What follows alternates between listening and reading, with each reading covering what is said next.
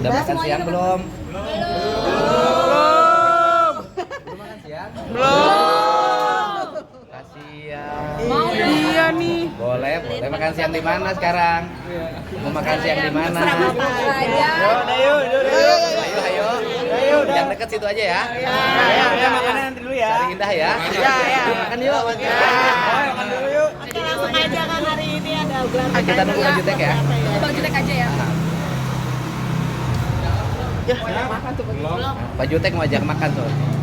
Tadi di LPSK gimana Bang? Kenapa? Ya boleh, dan saya menunggu Pak Jutek gimana? Ayo. Agenda hari ini kan?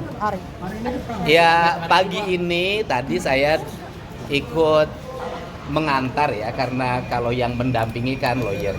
Saya mengantar Dede untuk ke LPSK dan kemudian untuk mendapat pelindungan sebagai saksi dari LPSK. Dan sekarang mohon maaf, Dedenya harus dipingit karena dia adalah saksi utama yang bisa memberikan keterangan yang bisa menyelamatkan 7 terpidana yang hari ini mendekam di penjara dengan vonis seumur hidup. Kemudian hari ini tim kuasa hukum juga kan sudah ada gelar di dalam, dan hari ini akan bertemu dengan saya memastikan, dan prinsipnya adalah surat pernyataan dari kan, pencabutan keterangan yang terdahulu dan pernyataan bahwa seluruh kesaksiannya itu dulu adalah palsu sudah disiapkan dan nanti akan diserahkan ke tim penyidik Bareskrim. Mau nanya apa lagi? Kang, agendanya ke LPSK itu ngapain Kang? Memang Dede dalam beberapa hari kebelakang ada ancaman. Iya. Gini, sampai hari ini tidak ada ancaman, tetapi kan bahwa dia saksi yang memiliki peran yang sangat penting dalam membuka tabir kasus saat ini, maka pencegahan dari berbagai kemungkinan kan harus dilakukan sejak dini, karena ini menyangkut keselamatan, bukan hanya keselamatan Dede, tetapi keselamatan 7 terpidana lainnya. Terus kemudian yang berikutnya, sebenarnya apa yang dinyatakan oleh Dede itu bisa menjadi kunci bagi Pak Rudiana. Pak Rudiana kan hari ini sebenarnya dari sisi aspek personality dia, baik sebagai pribadi maupun sebagai anggota Polri, dia bisa ketika sudah melihat keterangan Dede seperti ini, semestinya Pak Rudiana mencari Aep hari ini. Kemudian ke Aep bertanya, kamu bener nggak sih dulu itu? Jangan-jangan kamu dulu itu membohongi saya.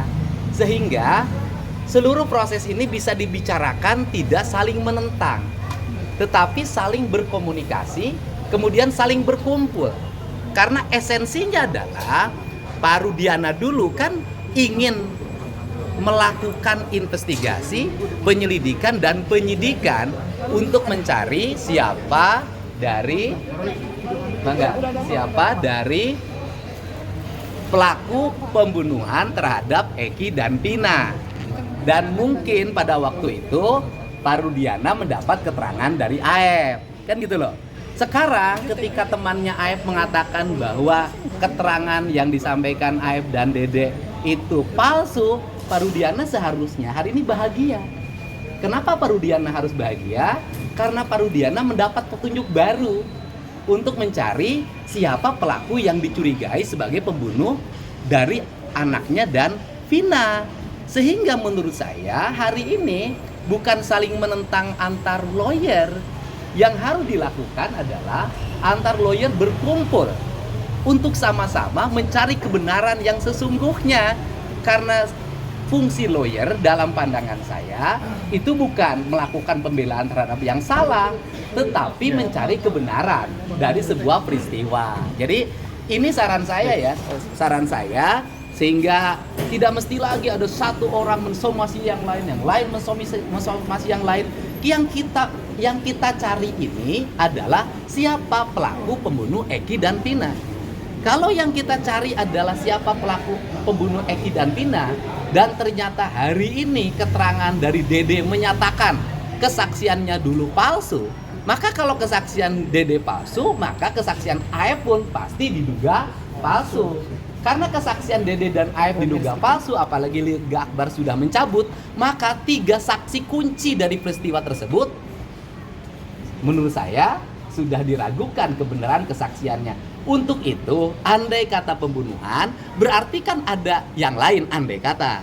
Kalau ada yang lain, maka Pak Rudiana hari ini harus kooperatif untuk berkomunikasi, duduk bareng, yuk kita cari sama-sama apa yang terjadi, peristiwa yang dialami oleh Eki dan Tina, walaupun vonisnya sudah berkekuatan hukum tetap. Ini cara, karena dalam diri Pak Rudiana itu melekat sebagai anggota Polri, yang di situ ada fungsi melayani, mengayomi, dan melindungi. Siapa yang harus diayomi dan dilindungi adalah warga, termasuk di dalamnya Dede. Nah kan kalau orang jujur ya harus disambut dengan baik, karena ini fungsi-fungsi yang harus dijalankan sebagai anggota Polri, sebagai bayangkari negara. Nah ini yang fungsi itu. Bagaimana penilaian akan terkait respon Rudiana justru somasi?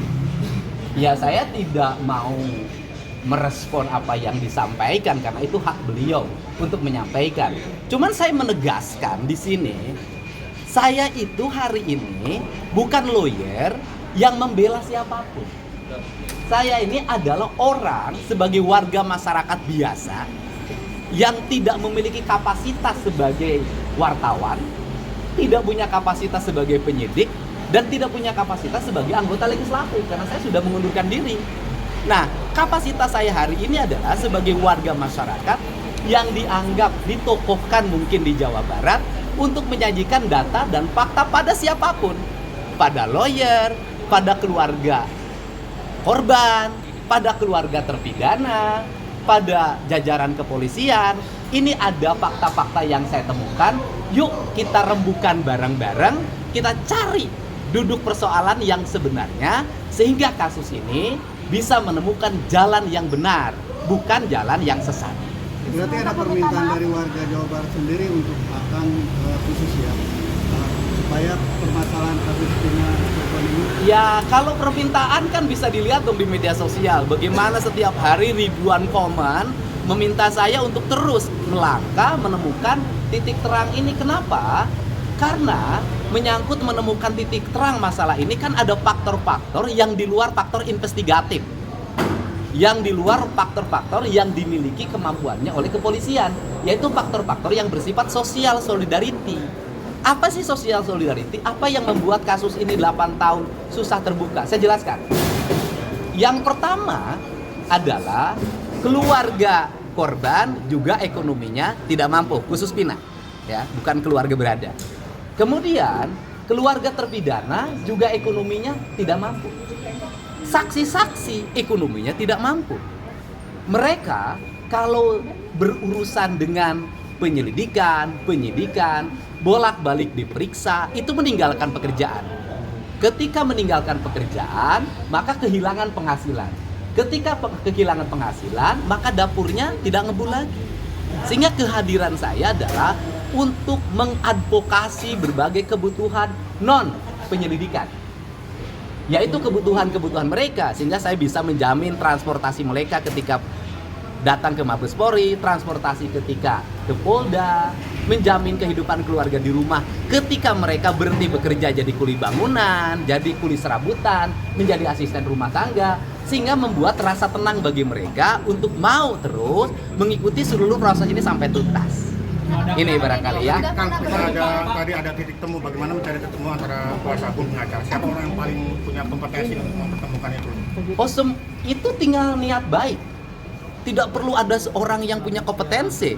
Kalau dianggap saya yang dituakan, yang bisa mempertemukan semua, saya bersedia untuk mempertemukan semua pihak yang ingin mencari kebenaran dari kasus Pina, bukan mencari siapa yang menang, siapa yang kalah. Ini bukan pertandingan. Ini menyangkut kebebasan orang, menyangkut esensi daripada hukum. Hukum kan ingin mewujudkan tata kehidupan yang bisa melahirkan ketenangan, kesejahteraan, kedamaian hidup manusia. Jadi saya bersedia memfasilitasi siapapun yang ingin mencari kebenaran dari kasus Vina ini. Jadi saya katakan sekali lagi, kehadiran Dede semestinya disambut dengan kebahagiaan bagi Pak Rudiana, bahwa Pak Rudiana selama ini mendapat kesaksian yang tidak tepat, bahkan dikatakan diduga kesaksiannya palsu, sehingga nanti bisa negur Pak Rudiana sama AF, kamu ngebohong sama saya, dan kebohongan kamu itu telah merusak institusi di mana saya bekerja, di mana saya mengabdi, dan ini merepotkan seluruh warga Indonesia, merepotkan Pak Kapolri, merepotkan Pak Kabareskrim, merepotkan Pak Kapolda, merepotkan Pak Direskrim Polda Jabar, merepotkan para penyidik.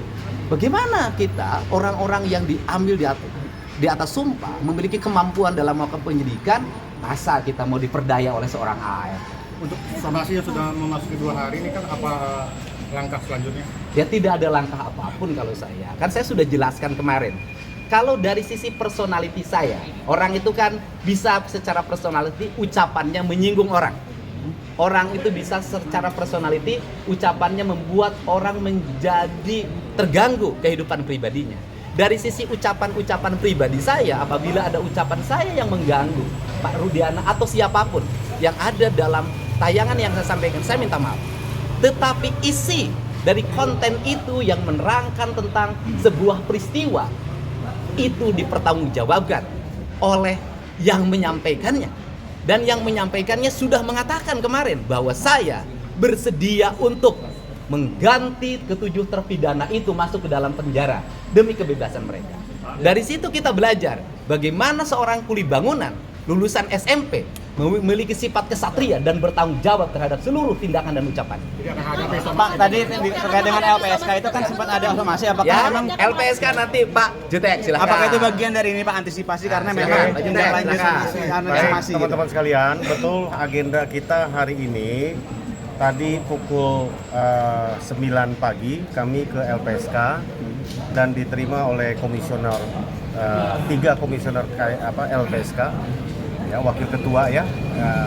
Kami sudah menyerahkan permohonan untuk perlindungan ya kepada 6 terpidana sekaligus keluarganya, dan berikut saksi-saksi yang akan kami hadirkan. Kenapa? Supaya mereka dengan tenang bisa menyampaikan apa yang mereka ketahui secara benar, tidak perlu ada ketakutan, tidak perlu ada kekhawatiran bahwa akan terjadi sesuatu kepada yang bersangkutan ketika berbicara. Itu tujuannya.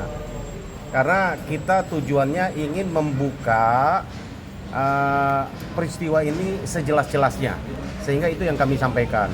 Terkait dengan Dede, tadi kuasa hukumnya Dr. Asido Huta Barat ya juga sudah menyampaikan permohonan untuk perlindungan, hal yang sama ya. Kepentingan kami kolaborasi dengan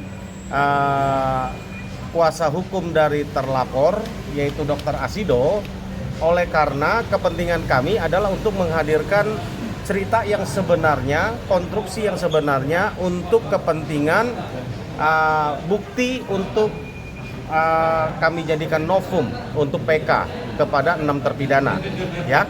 Nah, urusan hukum bahwa Dede adalah terlapor ya tetap berjalan. Tadi kami sudah sudah gelar ya, mungkin Bang Ruli nanti akan menyampaikan mengenai yang digelar di atas ya.